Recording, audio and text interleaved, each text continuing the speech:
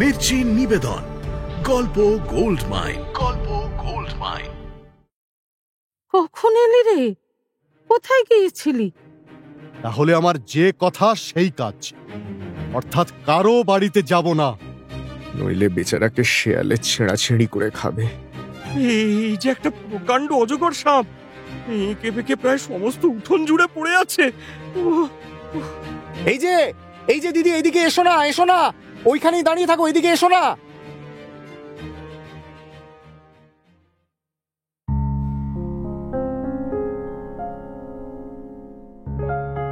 মির্চি গল্প গোল্ড মাইনে আপনাকে স্বাগত। মণিমাণিক্যে ভরা বাংলা সাহিত্যের কিছু কালোজয়ী উপন্যাস ও গল্প দিয়ে সাজানো আমাদের এই মির্চি গল্প গোল্ড মাইন। শুনছেন কথাশিল্পী শরৎচন্দ্র চট্টোপাধ্যায়ের কালোজয়ী স্বতন্ত্র বাংলা সাহিত্যের এক ক্লাসিক শ্রীকান্ত। ইন্দ্রনাথ ও শ্রীকান্ত মাছ চুরি করতে গেছে ভরা গঙ্গায়। শ্রীকান্তকে ডিঙিতে একা রেখে কোথায় চলে গেল ইন্দ্রনাথ? যাওয়ার আগে সাবধান করেই বা গেল কেন? তারা কি নিরাপদে ঘরে ফিরতে পারল? শুনতে থাকুন শ্রীকান্তর দ্বিতীয় পর্ব, শ্রীকান্তর নৈশ অভিযান।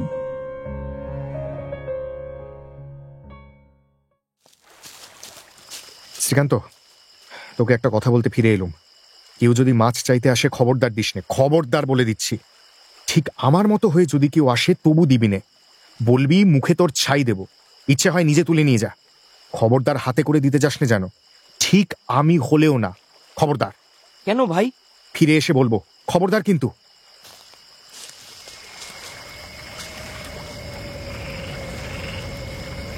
বলতে বলতে সে যেমন ছুটে এসেছিল ঠিক তেমনই ছুটে দৃষ্টির বাইরে চলে গেল।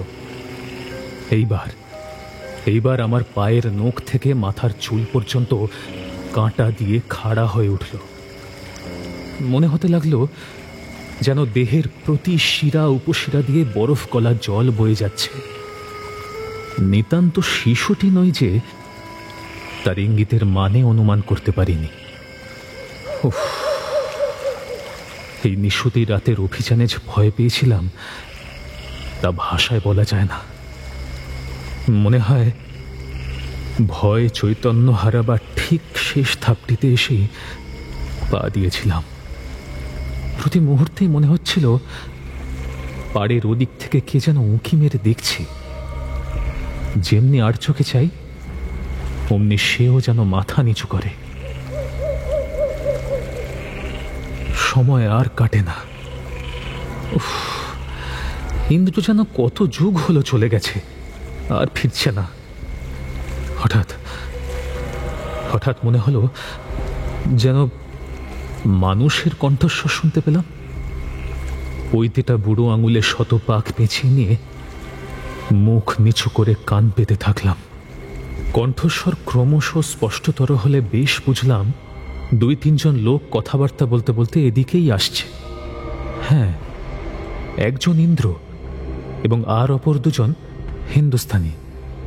কিন্তু সে যাই হোক, তাদের মুখের দিকে চাইবার আগে ভালো করে দেখে নিলাম চাঁদের আলোয় তাদের ছায়া পড়ছে কিনা।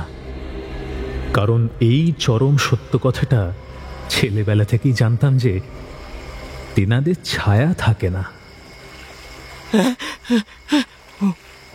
না না না, ওই যে ছায়া, অস্পষ্ট হোক তবুও ছায়া।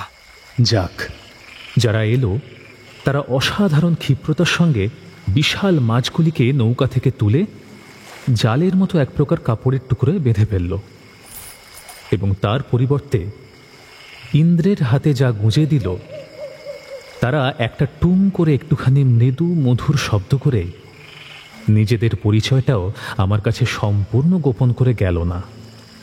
ইন্দ্র নৌকা খুলে দিল, কিন্তু স্রোতে ভাসালো না। ধার ঘেঁষে প্রবাহের প্রতিকূলে লগি ঠেলে ধীরে ধীরে এগোতে লাগল। আমি কোনো কথা বললাম না, কারণ আমার মন তখন তার বিরুদ্ধে ঘৃণায় ও কি এক প্রকারের অভিমানে পরিপূর্ণ হয়ে গিয়েছিল। ছি ছি ছি, এমনি করে সে টাকা সংগ্রহ করল? এতক্ষণ এই মাছ চুরি ব্যাপারটা আমার মনের মধ্যে বেশ স্পষ্ট চুরির আকারে স্থান পায়নি। কেননা ছেলেবেলায় টাকা কড়ি চুরিটাই যেন শুধু বাস্তবিক চুরি, আর সব অন্যায় বটে, কিন্তু কেমন করে যেন সেসব ঠিক চুরি নয়।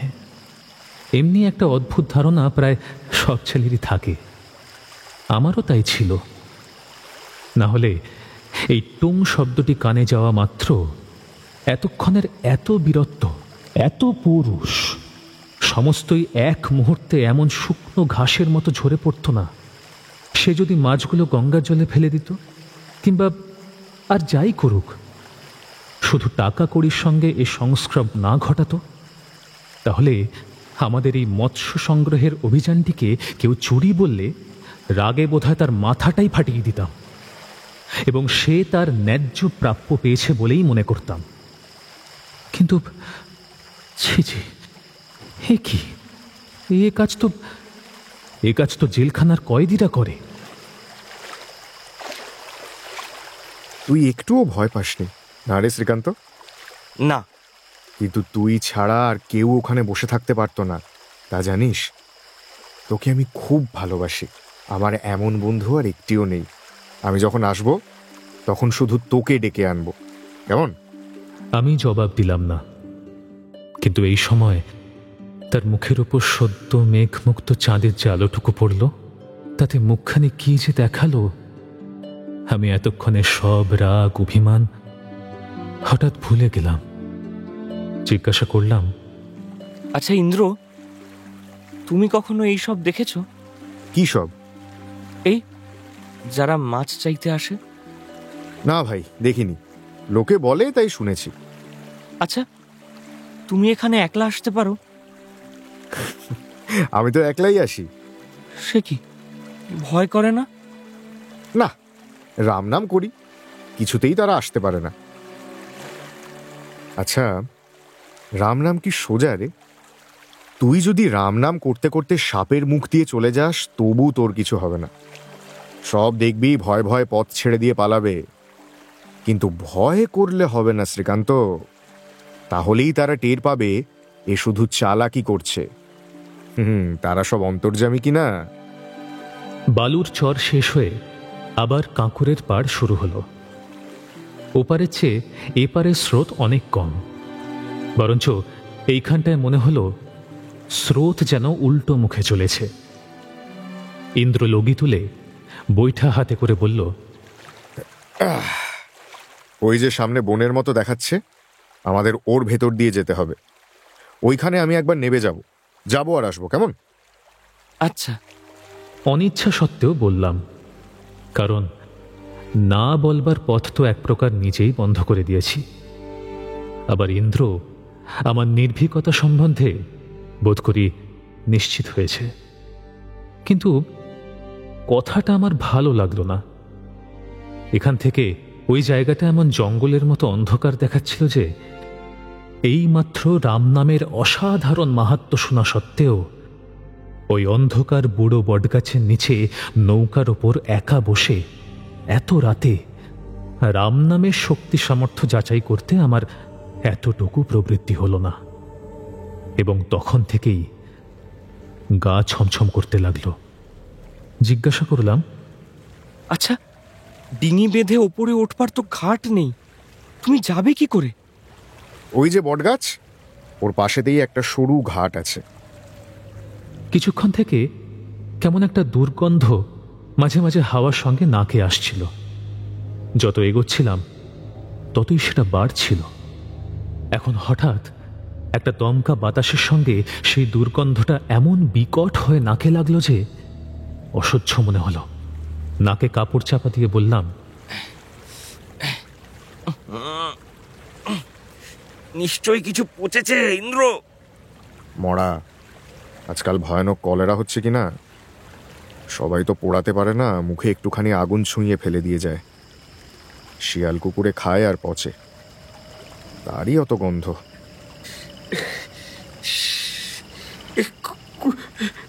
কোনখানে ফেলে দিয়ে যায় ভাই? ওই হোথা থেকে হেথা পর্যন্ত। সবটাই শ্মশান কিনা, যেখানে হোক ফেলে রেখে ওই বটতলার ঘাটে চান করে বাড়ি চলে যায়। আরে দূর, ভয় কি রে, ও শিয়ালে শিয়ালে লড়াই করছে। আচ্ছা আয় আয়, আমার কাছে এসে বসতো, আয়। আমার গলা দিয়ে স্বর ফুটল না। কোনো মতে হামাগুড়ি দিয়ে তার কোলের কাছে গিয়ে বসে পড়লাম। সে ক্ষণকালের জন্য আমাকে একবার স্পর্শ করে হেসে বলল, ভয় কি শ্রীকান্ত? কত রাত্রিরে একা একা আমি এই পথে যাই আসি, 3 বার রাম নাম করলে কার সাধ্যি কাছে আসে। তাকে স্পর্শ করে দেহটাতে যেন একটু সাড়া পেলাম। অস্ফুটে বললাম, না না ভাই, না না না, তোমার দুটি পায়ে পড়ি, এখানে কোথাও নেব না, সোজা সোজা বেরিয়ে চলো। না শ্রীকান্ত, একটিবার যেতেই হবে। এই কটি টাকা না দিলেই নয়। তারা পথ চেয়ে বসে আছে রে, আমি 3 দিন আসতে পারিনি। টাকা কাল দিও না ভাই। না ভাই, অমন কথাটি বলিস নে। আমার সঙ্গে তুইও চল, কিন্তু শ্রীকান্ত, কারুকে এ কথা বলিস নে যেন। না। তাকে তেমনি স্পর্শ করে পাথরের মতো বসে রইলাম। আমার গলা শুকিয়ে কাঠ হয়ে গিয়েছিল, কিন্তু হাত বাড়িয়ে যে জল নেব কি নড়াছড়ার কোনো প্রকার চেষ্টা করব, এ সাধ্যই আমার আর ছিল না। গাছের ছায়ার মধ্যে এসে পড়ায় অদূরেই সেই ঘাটটি চোখে পড়ল।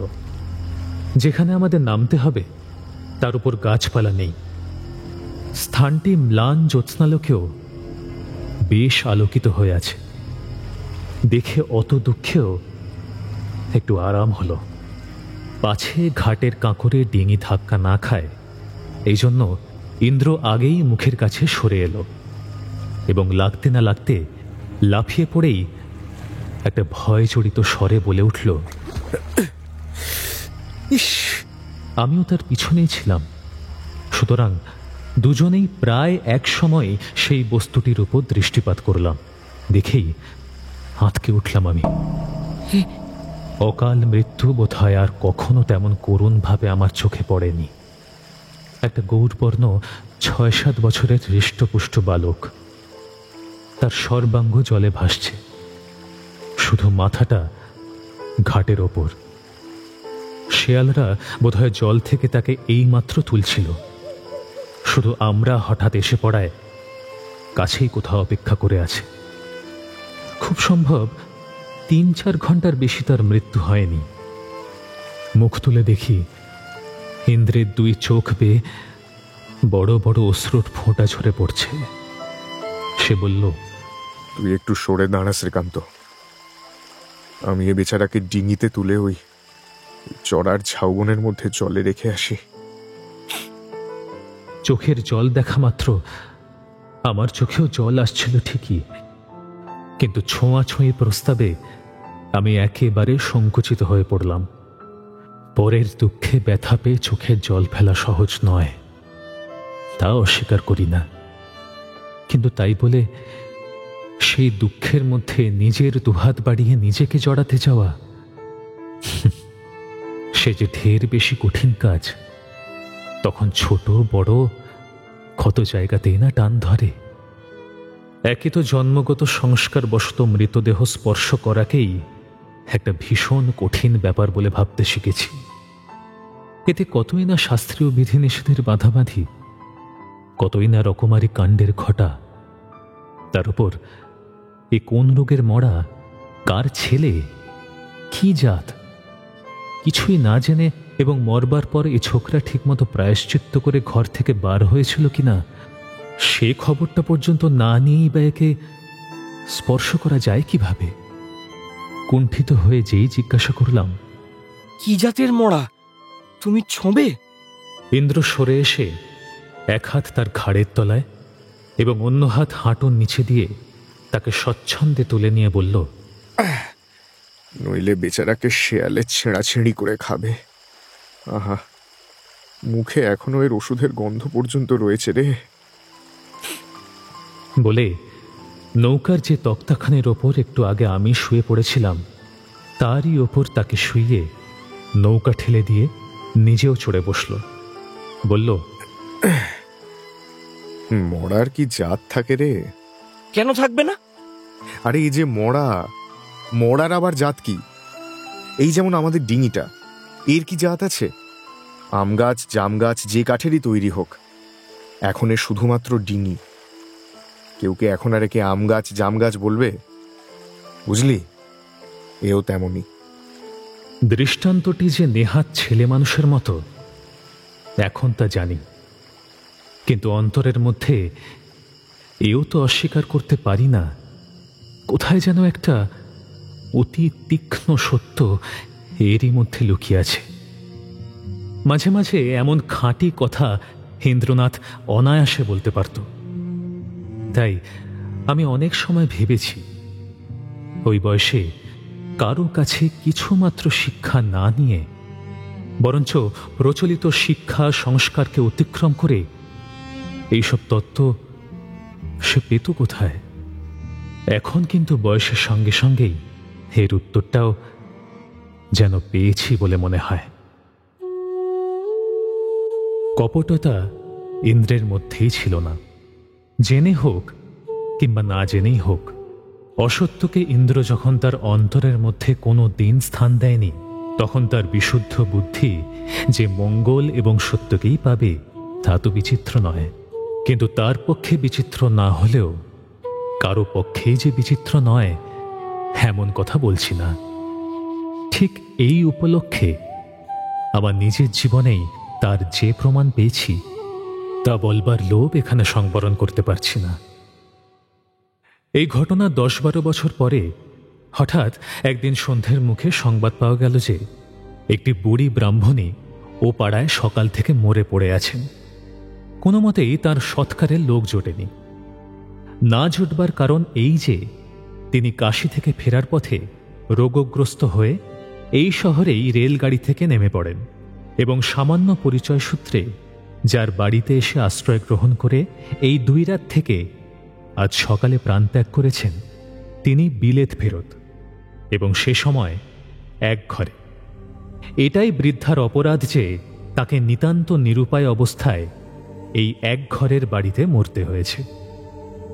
যাই হোক, সৎকার করে পরদিন সকালে ফিরে এসে দেখা গেল প্রত্যেকেরই বাড়ির দরজা বন্ধ হয়ে গিয়েছে।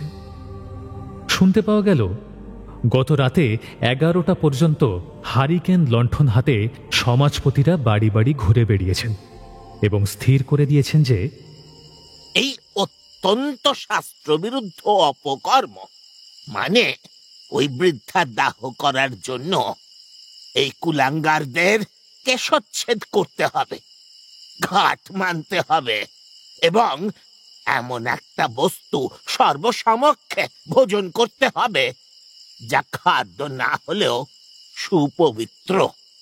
এতে আমাদের কোনোই হাত নেই, কারণ জীবিত থাকতে তো আমরা অশাস্ত্রীয় কাজ সমাজের মধ্যে কিছুতেই ঘটতে দিতে পারবো না। আমরা নিরুপায় হয়ে ডাক্তারবাবু শরণাপন্ন হলাম। এই আধুনিক মনের ডাক্তারবাবুই তখন শহরের সর্বশ্রেষ্ঠ চিকিৎসক এবং বিনা দক্ষিণায় বাঙালির বাড়িতে চিকিৎসা করতেন। আমাদের কাহিনী শুনে ডাক্তারবাবু ক্রোধে জ্বলে উঠে জানিয়ে দিলেন যে যারা এইরকম নির্যাতন করছেন তাদের বাড়ির কেউ চোখের সামনে বিনা চিকিৎসায় মরে গেলেও আমি সেদিকে আর চেয়ে দেখব না। কে এই কথা সমাজপতিদের জানালো তা জানি না, কিন্তু দিন শেষ হবার আগেই শুনলাম কেশচ্ছেদের আবশ্যকতা নেই, শুধু ঘাট মেনেই সেই সুপবিত্র পদার্থটা ভক্ষণ করলেই হবে। আমরা এই প্রস্তাব স্বীকার না করায় পরদিন প্রাতঃকালে শুনলাম ঘাট মানলেই হবে, ওটা না হয় নাই খেলো। আমরা এটাও অস্বীকার করায় শোনা গেল আমাদের এই প্রথম অপরাধ বলে তারা এমনিই মার্জনা করেছেন, প্রায়শ্চিত্ত করবার আবশ্যকতা নেই। কিন্তু ডাক্তারবাবু বললেন প্রায়শ্চিত্তের আবশ্যকতা নেই বটে, কিন্তু তারা যে এই 2 দিন এদের কষ্ট দিয়েছেন সেই জন্য যদি প্রত্যেকে এসে ক্ষমা প্রার্থনা করে না যান, তাহলে আমার যে কথা সেই কাজ, অর্থাৎ কারো বাড়িতে যাব না।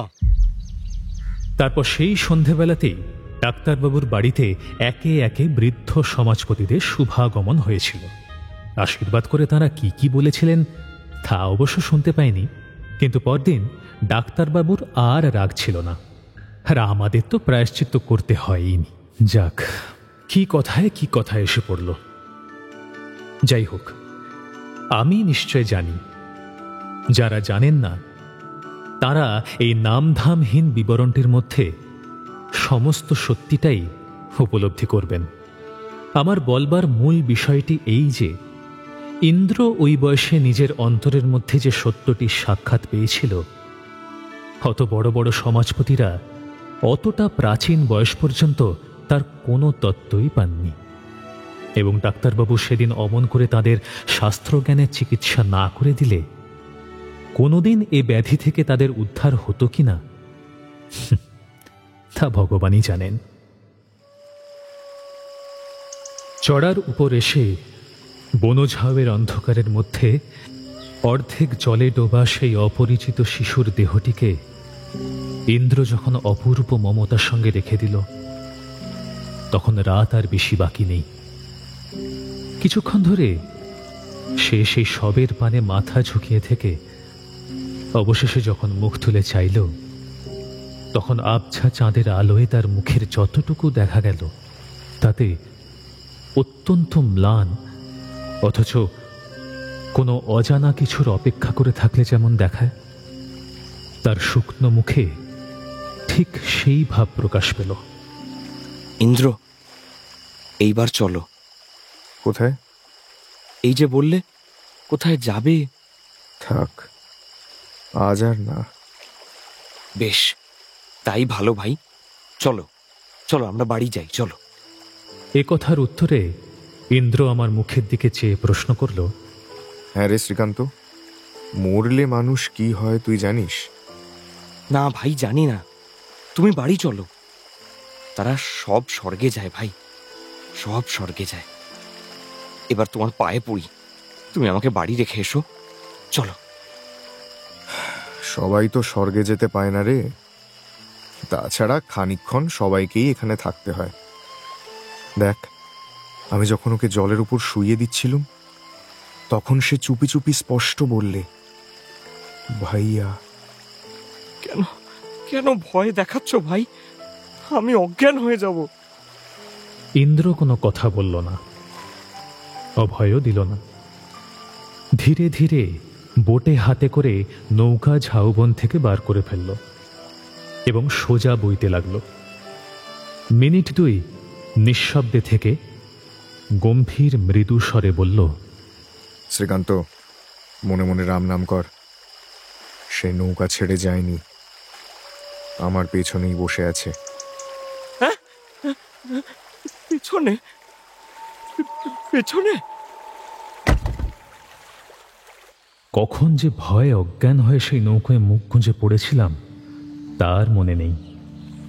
যখন চোখ মেলে তাকালাম, তখন অন্ধকার নেই, নৌকা কিনারায় লাগানো।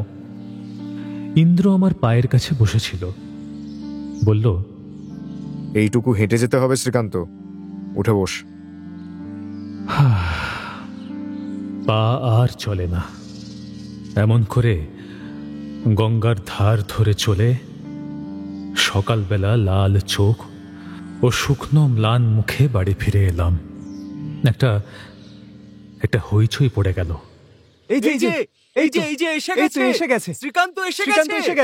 সবাই সমস্বরে এমনই অভ্যর্থনা করে উঠল যে আমার হৃৎপিণ্ড থেমে যাবার উপক্রম হলো।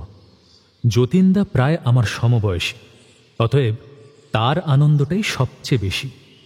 সে কোথা থেকে ছুটে এসে উন্মত্ত চিৎকার করে উঠল, এসেছে শ্রীকান্ত, এই এলো, মেজদা মেজদা এসেছে বলে বাড়ি ফাটিয়ে আমার আগমন বার্তা ঘোষণা করে দিল এবং মুহূর্ত বিলম্ব না করে পরম সমাদরে আমার হাত ধরে টেনে এনে বৈঠকখানার পাপোশের উপর দাঁড় করিয়ে দিল। সেখানে মেজদা গভীর মনোযোগের সঙ্গে পাশের পড়া পড়ছিলেন। ইউরোপ এবং অস্ট্রেলিয়া, তাহলে 7টি মহাদেশ পৃথিবীতে আছে। মুখ তুলে একবার মাত্র আমার প্রতি দৃষ্টিপাত করে পুনশ্চ পড়ায় মন দিলেন। অর্থাৎ বাঘ শিকার হস্তগত করে নিরাপদে বসে যেরকম অবহেলার সঙ্গে অন্যদিকে চেয়ে থাকে, তারও ঠিক সেই ভাব। শাস্তি দেওয়ার এত বড় মাহেন্দ্র যোগ তার ভাগ্যে আর কখনো ঘটেছে কিনা সন্দেহ। মিনিটখানেক চুপচাপ। সারা রাত বাইরে কাটিয়ে এলে দুই কান এবং গাল দুটির ওপর কি কি ঘটনা ঘটবে তা আমি জানতাম, কিন্তু কিন্তু আজ যে দাঁড়াতে পারি না, অথচ কর্মকর্তারও ফুরসত নেই। তাঁরও যে আবার পাশের পড়া। আমাদের এই মেজদাদাটিকে আপনারা বোধ করি এত শীঘ্র ভুলে যাননি। সে যে যার কঠোর তত্ত্বাবধানে কাল সন্ধেবেলা আমরা পড়াশোনা করছিলাম, এবং ক্ষণেক পরেই যার সুগম্ভীর আ ও চিৎকারে ও সেজবাতি উল্টানোর চোটে গতরাতের সেই দি রয়্যাল বেঙ্গলকেও দিশাহারা হয়ে একেবারে ডালিম তলায় ছুটে পালাতে হয়েছিল, সেই তিনি। পাঁজিটা একবার দেখ দেখি রে সতীশ, এবেলা আবার বেগুন খেতে আছে নাকি। বলতে বলতে পাশের দরজা ঠেলে পিসিমা ঘরে পা দিয়েই আমাকে দেখে অবাক হয়ে গেলেন। কখন এলি রে? কোথায় গিয়েছিলি? ধন্যী ছেলে বাবা তুমি, সারা রাতটা ঘুমুতে পারিনি। ভেবে মরি, সেই যে ইন্দ্রের সঙ্গে চুপি চুপি বেরিয়ে গেল, আর দেখা নেই। না খাওয়া না দাওয়া। কোথা ছিলি বলতো হতভাগা? মুখ কালিবর্ণ, চোখ রাঙা, ছলছল করছে। বলি জ্বর টর হয়নি তো? কই, কাছে আয় তো, গা দেখি। একসঙ্গে এতগুলো প্রশ্ন করে পিসিমা নিজেই এগিয়ে এসে আমার কপালে হাত দিয়েই বলে উঠলেন, যা ভেবেছি তাই। এই যে বেশ গা গরম হয়েছে, এমন সব ছেলের হাত পা বেঁধে জল বিছুটি দিলে তবে আমার রাগ যায়। তোমাকে বাড়ি থেকে একেবারে বিদায় করে তবে আমার কাজ। চল ঘরে গিয়ে শুবি। আয় হতভাগা ছোঁড়া। বলে তিনি বেগুন খাওয়ার প্রশ্ন ভুলে গিয়ে আমার হাত ধরে কোলের কাছে টেনে নিলেন।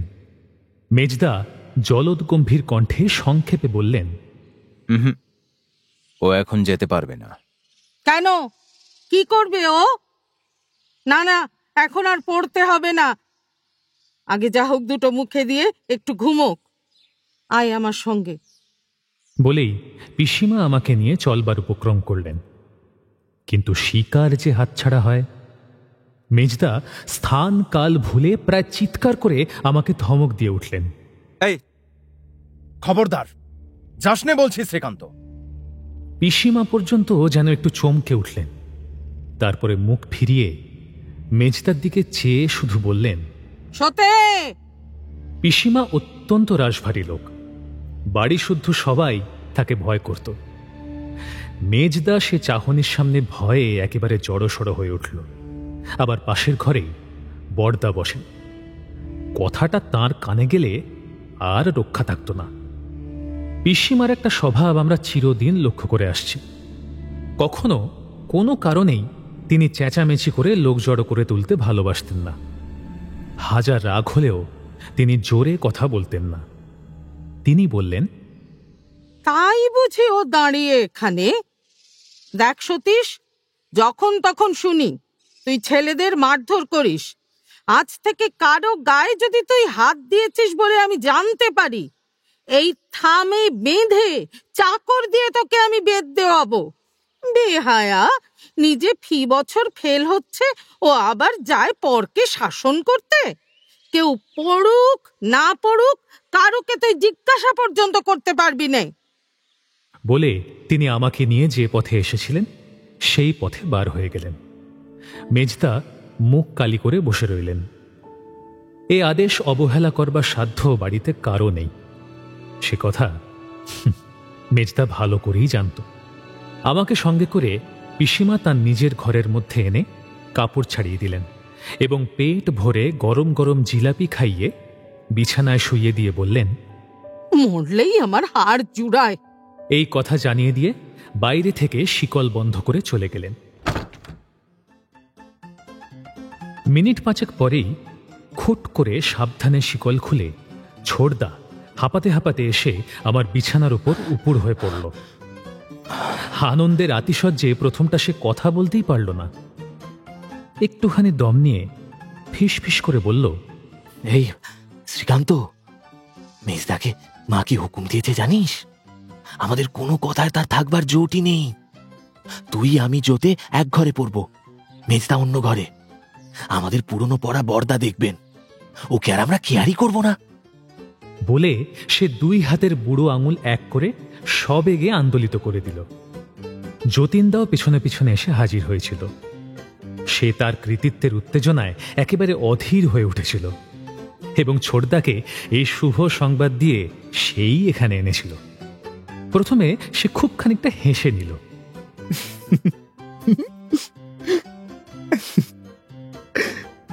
হাসি থামলে নিজের বুকে বারবার করাঘাত করে বলল, আমি আমার জন্যই তো হলো, জানো। ওকে আমি মেজদার কাছে না নিয়ে গেলে কি মা হুকুম দিত? আই ছোটদা, তোর কলের লাড্ডুটা কিন্তু আমাকে দিতে হবে, তা বলে দিচ্ছি। আচ্ছা দিলুম, নিয়ে যা আমার ডেস্ক থেকে। বলে ছোটদা তৎক্ষণাৎ হুকুম দিয়ে ফেলল। কিন্তু এই লাট্টুটা বোধ করি সে ঘণ্টাখানেক আগে পৃথিবীর বিনিময়েও দিতে পারত না। এমনই মানুষের স্বাধীনতার মূল্য, এমনই মানুষের ব্যক্তিগত ন্যায্য অধিকার লাভ করার আনন্দ। আজ আমার কেবলই মনে হচ্ছে ছোটদের কাছেও তার অপার দাম এক বিন্দু কম নয়। মেজদা দাদা হওয়ার অধিকারে স্বেচ্ছাচারে ছোটদের যে সমস্ত অধিকার গ্রাস করে বসেছিল তাকেই ফিরে পাবার সৌভাগ্যে ছোটদা তার প্রাণের সমান দামি প্রিয় লাট্টুটিকেও অসংখ্যে হাতছাড়া করে ফেলল। সত্যি তো, মেজদার অত্যাচারের আর সীমা ছিল না। রবিবারে দুপুর রোদে 1 মাইল পথ হেঁটে গিয়ে তার তাস খেলার বন্ধু ডেকে আনতে হতো। গ্রীষ্মের ছুটির দিনে তার দুপুর ঘুমে সমস্ত সময়টা পাখার বাতাস করতে হতো। শীতের রাতে তিনি লেপের মধ্যে হাত পা ঢুকিয়ে কচ্ছপের মতো বসে বই পড়তেন, আর আমাদের কাছে বসে তার বইয়ের পাতাটি উল্টে দিতে হতো। এমনি সমস্ত অত্যাচার, অথচ না বলবার জো নেই, কারো কাছে অভিযোগ করবার সাধ্য পর্যন্ত নেই। ঘুণাক্ষরে জানতে পারলেও তৎক্ষণাৎ হুকুম করে বসতেন, এসব তোমার জিওগ্রাফি আনো, আমি পুরনো পড়া দেখি। আর যতীন, যাও একটা ভালো দেখে ঝাউয়ের ছড়ি ভেঙে আনো, যাও। অর্থাৎ প্রহার অনিবার্য। অতএব আনন্দের মাত্রাও যে এদের বাড়াবাড়িতে গিয়ে পড়বে তাও আশ্চর্যের বিষয় নয়। কিন্তু সে যতই হোক, আপাতত তাকে স্থগিত রাখা আবশ্যক, কারণ স্কুলের সময় হচ্ছে। আমার জ্বর, সুতরাং কোথাও যেতে হবে না। মনে পড়ে সেই রাত্রি জ্বরটা প্রবল হয়েছিল এবং 7-8 দিন পর্যন্ত আমি শয্যাগত ছিলাম। তার কতদিন পরে স্কুলে গিয়েছিলাম এবং আরও যে কতদিন পরে ইন্দ্রের সঙ্গে আবার দেখা হয়েছিল তা ঠিক মনে নেই, কিন্তু সেটা যে অনেক দিন পরে এ কথা মনে আছে।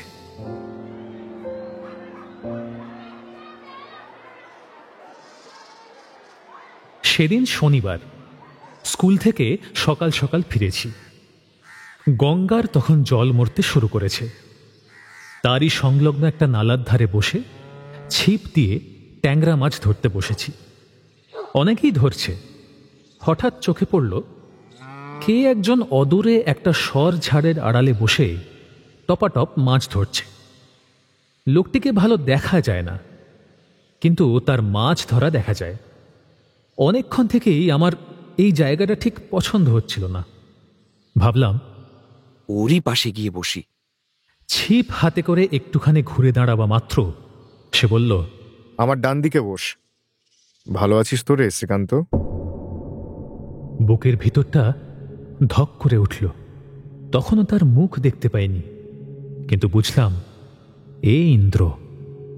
দেহের ভিতর দিয়ে বিদ্যুতের তীব্র প্রবাহ বয়ে গেলে যে যেখানে আছে এক মুহূর্তের জন্য যেমন সজাগ হয়ে ওঠে, সেই কণ্ঠস্বরে আমারও সেই দশা হল। চোখের পলকে সর্বাঙ্গের রক্ত চঞ্চল, উদ্দাম হয়ে বুকের উপর আছাড় খেয়ে পড়তে লাগলো। কোনো মতেই মুখ দিয়ে একটা জবাব বার হলো না। যাকে প্রতিনিয়ত মনে করেছি, অথচ আছে কোথাও কোনো ক্রমে দেখা হয়ে যায় এই ভয়েও অহরহ কাঁটা হয়ে আছি। সে এমন অকস্মাৎ এতই সহজে আমার চোখের সামনে আমাকে আমাকে পাশে এসে বসতে বলে দিল। পাশে গিয়ে বসলাম, কিন্তু তখনও কথা বলতে পারলাম না। সেদিন ফিরে এসে বড় মার খেয়েছিলি না রে শ্রীকান্ত? আমি তোকে নিয়ে গিয়ে ভালো কাজ করিনি, জানিস আমার সেজন্য রোজ বড় দুঃখ হয়। না না, মার খাইনি। খাসনি? এই দেখ শ্রীকান্ত, তুই সেদিন চলে গেলে আমি মা কালীকে অনেক ডেকেছিলুম যেন তোকে কেউ না মারে। কালী ঠাকুর বড় জাগ্রত দেবতা রে, মন দিয়ে ডাকলে কখনো কেউ মারতে পারে না। মা এসে তাদের এমনি ভুলিয়ে দেন যে কেউ কিছু করতে পারে না। বলে সে ছিপটা রেখে 2 হাত জড়ো করে কপালে ঠেকিয়ে বোধ করি তাঁকেই মনে মনে প্রণাম করল। বড়শিতে একটা টোপ দিয়ে সেটা জলে ফেলে বলল, আমি তো ভাবিনি তোর জ্বর হবে, তাহলে সেও হতে দিতুম না। কি করতে তুমি? কিছুই না, শুধু জবা ফুল তুলে এনে মা কালীর পায়ে দিতুম। জানিস উনি জবা ফুল বড় ভালোবাসেন, যে যা বলে দেয় তার তাই হয়। এ তো সবাই জানে, তুই জানিস না? আচ্ছা, তোমার অসুখ করেনি? আমার আমার কখনো অসুখ করে না, কখনো কিচ্ছু হয় না। দেখ শ্রীকান্ত, আমি তোকে একটা জিনিস শিখিয়ে দেব। যদি তুই দুবেলা খুব মন দিয়ে ঠাকুর দেবতার নাম করিস, তারা সব সামনে এসে দাঁড়াবেন, তুই স্পষ্ট দেখতে পাবি। তখন আর তোর কোনো অসুখ করবে না, কেউ তোর একগাছি চুল পর্যন্ত ছুঁতে পারবে না। তুই আপনি টের পাবি। আমার মতন যেখানে খুশি যা, যা খুশি কর, কোনো ভাবনা নেই, বুঝলি? মাথা নেড়ে হুঁ বলে বড়শিতে টোপ দিয়ে জলে ফেলে প্রায় ফিসফিসিয়ে জিজ্ঞেস করলাম, আচ্ছা, এখন তুমি কাকে নিয়ে সেখানে যাও? কোথায়? ওই ওপারে মাছ ধরতে। আমি আর যাই না। আর একদিনও যাওনি? না, একদিনও না। ইন্দ্রনাথ কথাটা শেষ না করেই ঠিক যেন থতমত খেয়ে চুপ করে গেল। ইন্দ্র সম্বন্ধে একটা কথাই আমাকে অহরহ খোঁচার মতো বিঁধেছে। কোনো মতেই সেদিনের মাছ বিক্রিটা ভুলতে পারিনি। তাই সে যদিও চুপ করে গেল, আমি পারলাম না।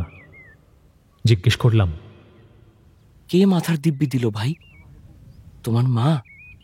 না, মা নয়। বলে ইন্দ্র চুপ করে রইল। তারপরে সে ছিপের গায়ে সুতোটা ধীরে ধীরে জড়াতে জড়াতে বলল, শ্রীকান্ত, আমাদের সে রাত্রির কথা তুই বাড়িতে বলে দিসনি? না না, কিন্তু তোমার সঙ্গে চলে গিয়েছিলাম তা সবাই জানে। ইন্দ্র আর কোনো প্রশ্ন করল না। আমি তখন ভাবছিলাম এইবার সে উঠবে, কিন্তু তাও করল না, চুপ করে বসে রইল। তার মুখে সর্বদাই কেমন একটা হাসির ভাব থাকে, এখন তাও নেই। এবং কি একটা সে যেন আমাকে বলতে চায়, অথচ তাও পারছে না, বলে উঠতেও পারছে না, আবার বসে থাকতেও যেন অস্বস্তি হচ্ছে।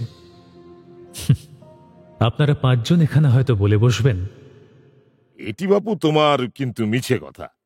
অতখানি মনস্তত্ব আবিষ্কার করবার বয়সটা তো তার নয়। হ্যাঁ, আমিও তা স্বীকার করি, কিন্তু আপনারাও এই কথাটা ভুলছেন যে আমি ইন্দ্রকে ভালোবেসেছিলাম। একজন আরেকজনের মন বোঝে সহানুভূতি ও ভালোবাসা দিয়ে, বয়স এবং বুদ্ধি দিয়ে নয়। সংসারে যে যত ভালোবেসেছে, পরের হৃদয়ের ভাষা তার কাছে তত ফুটে উঠেছে। এই অত্যন্ত কঠিন অন্তর্দৃষ্টি শুধু ভালোবাসার জোরেই পাওয়া যায়, আর কিছুতে নয়। তার প্রমাণ দিচ্ছি। ইন্দ্র মুখ তুলে কি যেন বলতে গেল, কিন্তু বলতে না পেরে সমস্ত মুখ তার অকারণে রাঙা হয়ে উঠল। তাড়াতাড়ি একটা স্বরের ডাঁটা ছেড়ে নত মুখে জলের উপর নাড়তে নাড়তে বলল, শ্রীকান্ত। কি ভাই? তোর কাছে টাকা আছে? ক টাকা? ক টাকা? এই ধর 5 টাকা আছে, তুমি নেবে? ফেরত না নেওয়ার কথাটা বলে আমি ভারী খুশি হয়ে তার মুখপানে চাইলাম। মনে মনে বলতে লাগলাম, এ কটি টাকাই আমার ছিল। ইন্দ্রর কাজে লাগবার চেয়ে তার সদ্ব্যবহার আমি কল্পনাও করতে পারতাম না। কিন্তু ইন্দ্র তো কই খুশি হলো না। খুশি হওয়া তো দূরের কথা, তার মুখ যেন লজ্জায় কিরকম হয়ে গেল। কিছুক্ষণ চুপ করে থেকে বলল, কিন্তু আমি তো এখন তোকে ফিরিয়ে দিতে পারবো না রে। আমি আর চাই না বলে সগর্বে তার মুখের পানে চাইলাম। আবার কিছুক্ষণ সে মুখ নিচু করে থেকে ধীরে ধীরে বলল, আমি নিজে চাই নে, একজনদের দিতে হবে, তাই তারা বড় দুঃখী রে, খেতেও পায় না। তুই যাবি সেখানে? চোখের নিমেষে আমার সে রাতের কথা মনে পড়ল। বললাম, সেই যাদের তুমি টাকা দিতে নেমে যেতে চেয়েছিলে? তারাই। টাকা আমি নিজেই তো কত দিতে পারি, কিন্তু দিদি যে কিছুতে নিতে চায় না। তোকে একটিবার যেতে হবে শ্রীকান্ত, নইলে এই টাকাও নেবে না। মনে করবে আমি মায়ের বাক্স থেকে চুরি করে এনেছি। যাবি শ্রীকান্ত? সে বুঝি তোমার দিদি হয়? না, দিদি হয় না, দিদি বলি। যাবি তো? কি রে, চুপ করে গেলি কেন? শোন শ্রীকান্ত, দিনের বেলা গেলে সেখানে কোনো ভয় নেই। কাল রবিবার, তুই খেয়ে দিয়ে এইখানে দাঁড়িয়ে থাকিস, আমি নিয়ে যাব, আবার তক্ষুনি ফিরিয়ে আনবো। যাবি তো ভাই? যাবি তো বল? বলে যেমন করে সে আমার হাতটি ধরে মুখের পানে চেয়ে রইল, তাতে আমার না বলবার সাধ্য রইল না। আমি দ্বিতীয়বার তার নৌকায় উঠবার কথা দিয়ে বাড়ি ফিরে এলাম। কথা দিলাম ঠিকই, কিন্তু সে যে কত বড় দুঃসাহসের কথা সে তো আমার চেয়ে কেউ বেশি জানে না।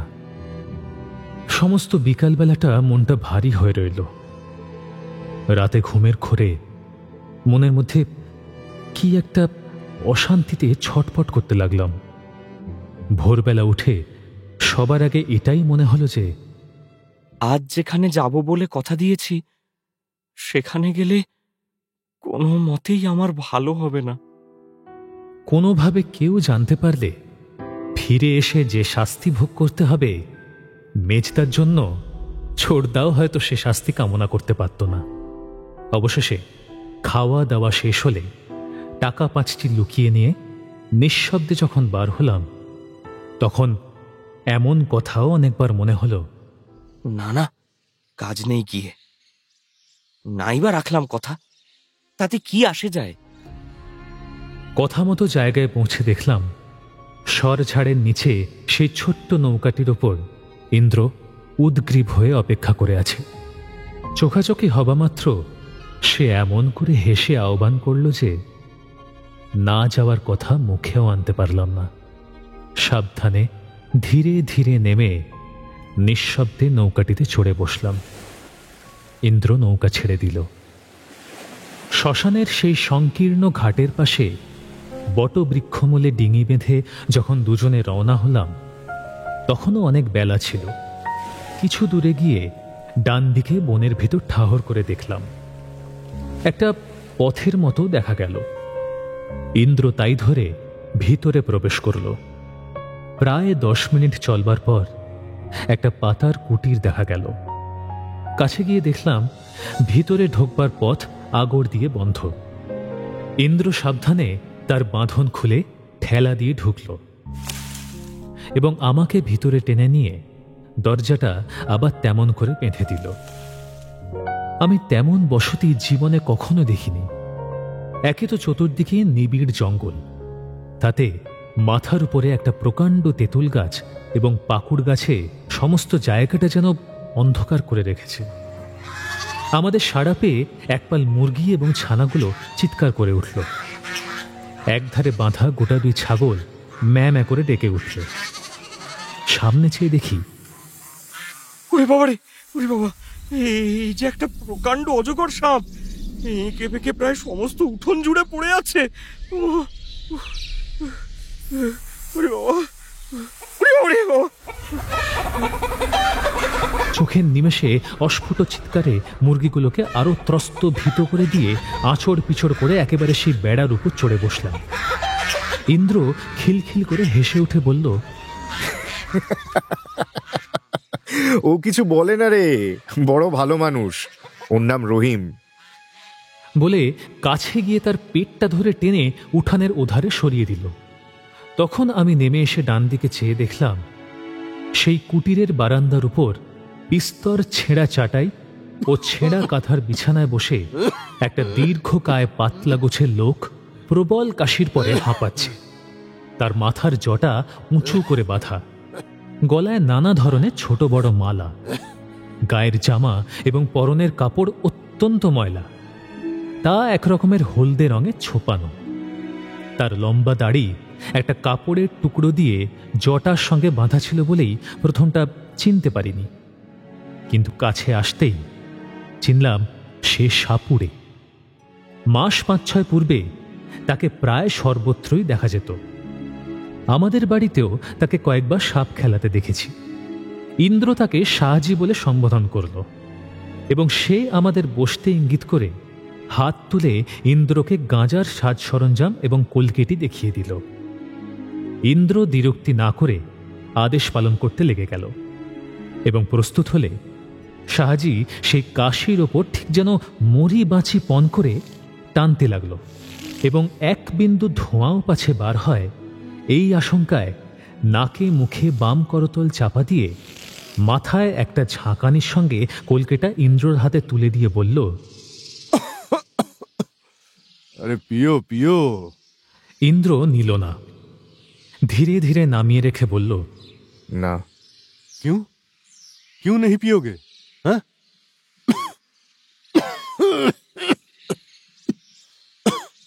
কারণ জিজ্ঞেস করল বটে, কিন্তু উত্তরের জন্য এক মুহূর্ত অপেক্ষা না করেই সেটা নিজেই তুলে নিয়ে টেনে টেনে নিঃশেষ করে উপর করে রাখল। তারপরে দুজনের মধ্যে মৃদু গলায় কথাবার্তা শুরু হলো। তার অধিকাংশ শুনতেও পেলাম না, বুঝতেও পারলাম না, কিন্তু এই একটা বিষয় লক্ষ্য করলাম, শাহজি হিন্দিতে কথা বললেও ইন্দ্র বাংলা ছাড়া কিছুই বলল না। শাহজির কণ্ঠস্বর ক্রমেই উত্তপ্ত হয়ে উঠছিল এবং দেখতে দেখতে তা উন্মত্ত চিৎকারে পরিণত হল। কাকে উদ্দেশ্য করে সে যে এরকম অকথ্য অশ্রাব্য গালিগালাজ উচ্চারণ করতে লাগলো তা তখন বুঝলে ইন্দ্র সহ্য করেছিল বটে, কিন্তু আমি করতাম না। তারপরে লোকটা বেড়ায় ঠেস দিয়ে বসল এবং একটু পরেই ঘাড় গুঁজে ঘুমিয়ে রইল। দুজনেই কিছুক্ষণ চুপচাপ বসে থেকে যেন অস্থির হয়ে উঠলাম। বললাম, বলি বেলা যায়, তুমি সেখানে যাবে না? কোথায় শ্রীকান্ত? তোমার দিদিকে টাকা দিতে যাবে না? দিদির জন্যই তো বসে আছি, এই তো তার বাড়ি। এই তোমার দিদির বাড়ি? এরা তো সাপুড়ে মুসলমান। ইন্দ্র কি একটা কথা বলতে গিয়েও বলল না, চুপ করে আমার দিকে চেয়ে রইল। তার দু চোখের দৃষ্টি বড় ব্যথায় একেবারে একেবারে যেন ম্লান হয়ে গেল। একটু পরেই বলল, একদিন তোকে সব কথা বলবো, সাপ খেলাবো, দেখবি শ্রীকান্ত। আমি হঠাৎ তার মুখে এই কথা শুনে অবাক হয়ে গেলাম। বিস্ময় ও ভয়ে বললাম, তুমি তুমি সাপ খেলাবে নাকি? হ্যাঁ, কামড়ায় যদি? ইন্দ্র উঠে গিয়ে ঘরে ঢুকে একটা ছোট্ট ঝাঁপি এবং সাপুরের বাঁশি বার করে আনল এবং সামনে রেখে ডালার বাঁধন আলগা করে বাঁশিতে ফোঁ দিল। আমি ভয়ে আড়ষ্ট হয়ে গেলাম। কোনো মতে বললাম, না না না না না, ডালা খুলো না ভাই, ভেতরে যদি গোখরো সাপ থাকে।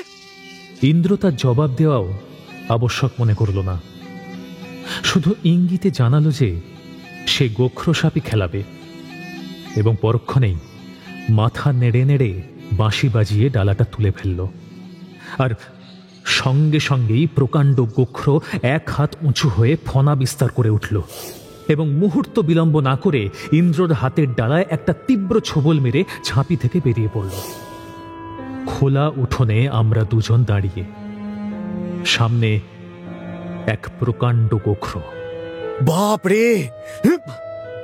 বলেই ইন্দ্র উঠোনে লাফিয়ে পড়ল। আমি বেড়ার গায়ে চড়ে বসলাম।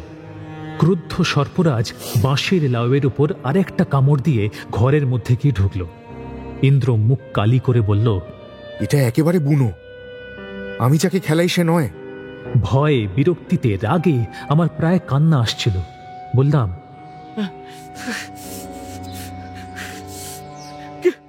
কেন এমন কাজ করলে? হ্যাঁ, ও বেরিয়ে যদি শাহজিকে কামড়ায়? কি করি বলতো শ্রীকান্ত? ঘরের আগরটা টেনে দিয়ে আসবো, কিন্তু যদি পাশেই লুকিয়ে থাকে? তাহলে তো বেরিয়েই কামড়াবে ওকে। কামড়াক বেটাকে। বুনো সাপ ধরে রাখে, গাঁজাখোর শালার এতটুকু বুদ্ধি নেই। কথাগুলো বলতে বলতেই ইন্দ্র আমার ঘাড়ের ওপর দিয়ে তাকিয়ে কার উদ্দেশ্যে যেন বলে উঠল, এই যে দিদি, এইদিকে এসো না, এসো না, ওইখানেই দাঁড়িয়ে থাকো, এইদিকে এসো না। আমি ঘাড় ফিরিয়ে এই প্রথম ইন্দ্র দিদিকে দেখলাম। যেন ছাই চাপা আগুন, যেন যুগ যুগান্তরব্যাপী কঠোর তপস্যা সাঙ্গ করে তিনি এইমাত্র আসন থেকে উঠে এলেন।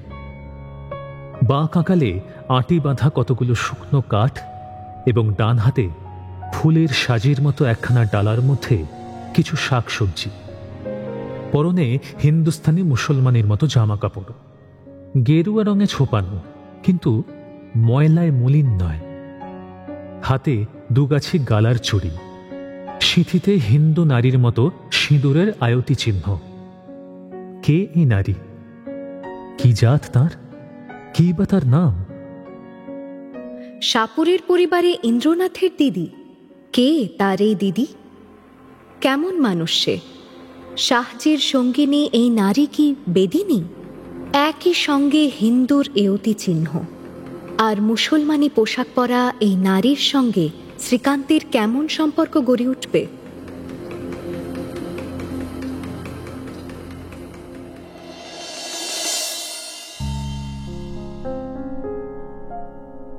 শুনলেন শরৎচন্দ্র চট্টোপাধ্যায়ের শ্রীকান্ত। আজ শুনলেন পর্ব ২।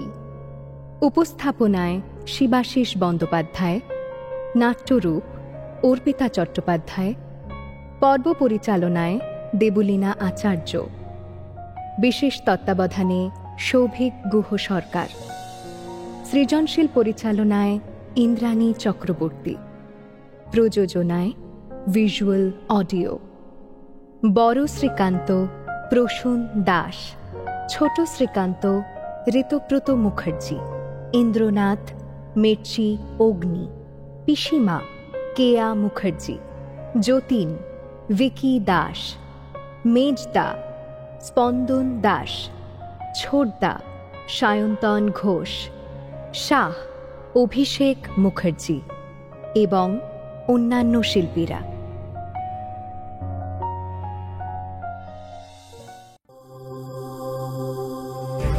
মির্চি নিবেদন গল্প গোল্ড মাইন।